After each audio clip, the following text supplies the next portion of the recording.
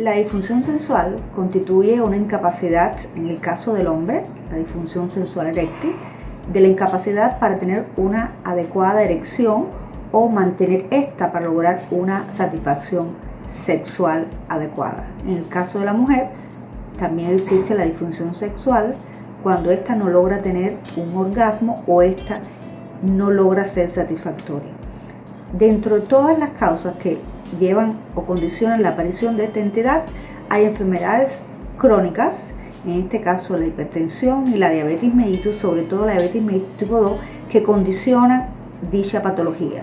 Se habla que más del 50% de los pacientes diabéticos e hipertensos tienen esta condición, o sea, disfunción sexual, que a veces no es del todo conocida o no conocen la existencia de la misma porque no acuden al médico y piden ayuda. En mi vida diaria de médico, como especialista o internista, muchas veces esta enfermedad prima dentro de las complicaciones de estas dos enfermedades crónicas, la hipertensión y la diabetes. Sobre este tema les hablaré hoy. La disfunción sexual tiene causas psicológicas, causas vasculares, neurológicas, hormonales o endocrinas. Dentro de las causas psicológicas, estas ocupan un gran % de la población, de los pacientes que la padecen. Y debemos distinguirla de las que son secundarias a causas orgánicas, propiamente dichas, porque la disfunción sexual psicógena no aparece en todo momento. Hay momentos que aparece y otras que no. Y en el caso de la disfunción sexual de causa orgánica, como ya le mencionamos, vasculares, endocrinas o neurológicas, siempre va a aparecer porque la causa está ahí. Y es importante distinguirla, sobre todo los médicos, para encauzar su tratamiento. En el caso de la hipertensión arterial y la diabetes mellitus, como enfermedad crónica, prima la afectación vascular en casos de ambas y vascular neurológica en el caso de la diabetes mellitus tipo 2, que es la que más afectación tiene en este caso. Le hablo sobre esto porque recién tuve un paciente referido por el urólogo, que generalmente estos pacientes acuden inicialmente al urólogo a buscar una solución local de su afectación sexual, en el plano sexual, en este caso de la disfunción sexual. Se trataba de un hombre con una historia de salud previa. El urólogo, por supuesto, siempre descartando la causa orgánica, se le hace una serie de batería de complementarios, dentro de ellos el test de diabetes, o sea, midiendo las concentraciones de glicemia en sangre, y se trataba de un paciente diabético no diagnosticado con cifras a su vez elevadas de tensión arterial, o sea, un paciente que tenía entre sus dos patologías crónicas no diagnosticadas, que uno de los primeros síntomas que los hizo llegar a la consulta lo constituyó una disfunción sexual. Debemos aclarar que en el caso de la disfunción sexual eréctil, que en estas enfermedades se habla del componente orgánico o funcional, también puede tener un componente mixto, que es el componente psicológico. El paciente tiene miedo a no tener un desempeño a la hora del acto, y por lo tanto la ansiedad conlleva a que esta disfunción sexual, si en un momento ya falló, pueda aparecer de nuevo. O sea que puede haber un componente ansioso psicógeno y un componente orgánico por afectación como tal de toda esta parte que ya hablamos.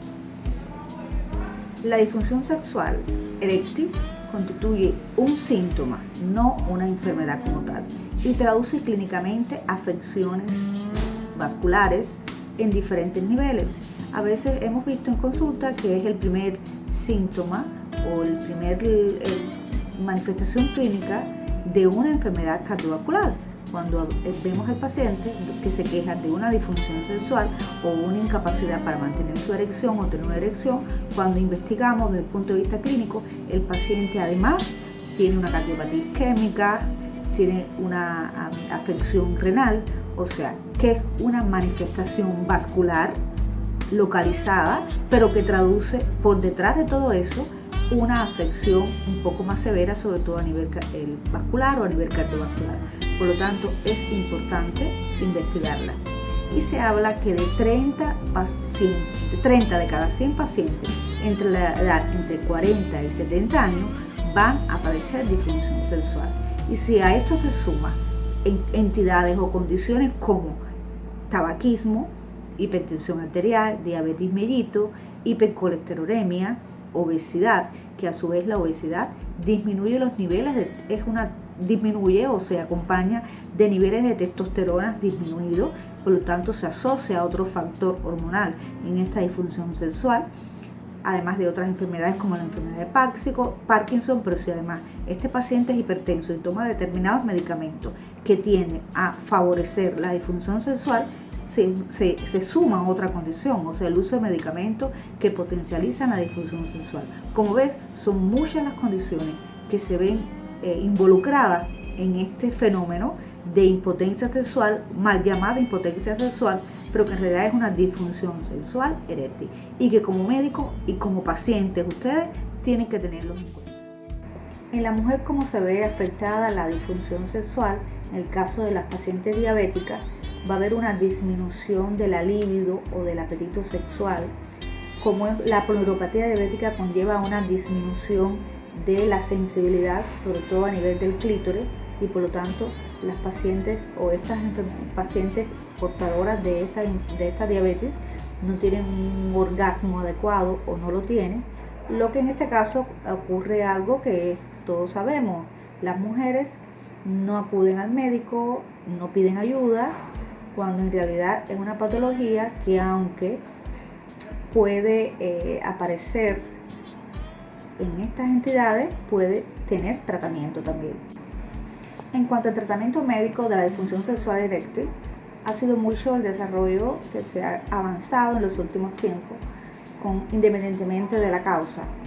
Uno de los tratamientos que más resultados ha tenido ha sido el uso de tratamiento medicamentoso de los inhibidores de la fosfodiesterasa 5, que hacen que se eleve el óxido nítrico, que es el neurotransmisor que permite la dilatación arterial a nivel de los cuerpos cavernosos y con ello favorece la erección. Medicamento que se creó inicialmente con otro objetivo de tratar la hipertensión pulmonar primaria y que los pacientes que la utilizaron vieron que, lejos de mejorar esta primera condición por la que fue creada, mejoraban el desempeño sexual. Y se logró descubrir este medicamento, donde en estos momentos se usa frecuentemente y es indicación por la parte médica. Pero hay que tener en cuenta que como bien favorece la erección o mejora la disfunción sexual, también tiene sus efectos indeseables. Es un vasodilatador arterial, pero como mismo dilata las arterias a nivel del pene, de los cuerpos cavernosos, también lo hace a otros niveles, sobre todo a nivel cardiovascular, y por lo tanto hay que tener en cuenta que esta vasodilatación a nivel cardiovascular, a nivel general de las coronarias, puede provocar una disminución de la irrigación sanguínea. Esta dilatación arterioral a nivel cardiovascular puede incluso conllevar a una disminución del músculo cardíaco y por supuesto a un infarto. Es algo que hay que tener en cuenta, sobre todo en los pacientes que toman medicamentos hipotensores y que toman nitratos para tratar las cardiopatías isquémicas. Por lo tanto, debe ser prescrita por un médico, no es un medicamento que se puede usar popularmente porque se lo recomendó otro que sí le resultó. O sea que tiene sus particularidades a la hora de prescribirla. Y he visto pacientes que han llegado a mí con síncope o con desmayo por hipotensión marcada, y cuando revisamos ha sido esta la causa. Por lo tanto, sobre todo si el paciente es hipertenso o diabético como causa de esta disfunción, hay que tener una prescripción por un médico, no por una automedicación o autoprescripción. Hay que tener en cuenta este detalle. Les hablo de la pastillita azul o Viagra o Terdinafilo, Sildenafilo, como tienen, incluso ha habido nueva producción de este medicamento de nueva generación con igual mecanismo de acción. El tratamiento preventivo, lo fundamental en estos pacientes que tienen una hipertensión arterial y la diabetes mellitus como entidad causante de esta disfunción sexual, lo fundamental es mantenerla bajo control. Hablamos de que es la disfunción sexual con afectación orgánica por afectación neurológica o vascular. Generalmente cuando aparece en estos pacientes no tiene gran mejoría aún con el tratamiento. Lo importante es evitar que aparezca y lo hacemos manteniendo un control de estas enfermedades, tanto la diabetes como de la hipertensión, las cifras de lípidos o de colesterol alta, mejorar la obesidad, el sedentarismo, condiciones que en su conjunto conllevan a que ambas enfermedades, hipertensión o diabetes, no tengan un buen control. Y por supuesto aparecen las complicaciones y una de ellas es esa, la afectación micro y macrovascular del organismo, sobre todo por la diabetes y la hipertensión arterial, y la afectación neurológica en el caso de la diabetes por una polidopatía diabética, que al final sigue siendo la afectación de la esfera sexual, que es una afectación muy sensible, sobre todo para el hombre, y que a veces es el primer síntoma de debut de una diabetes mellitus, como en el caso del paciente que le hablé, que fue referido a mi consulta por el urólogo. Ya cuando aparece este síntoma de disfunción sexual, se habla de que hay afectación vascular, no solamente ahí a nivel del pene, sino a otro nivel, incluso a nivel cardiovascular.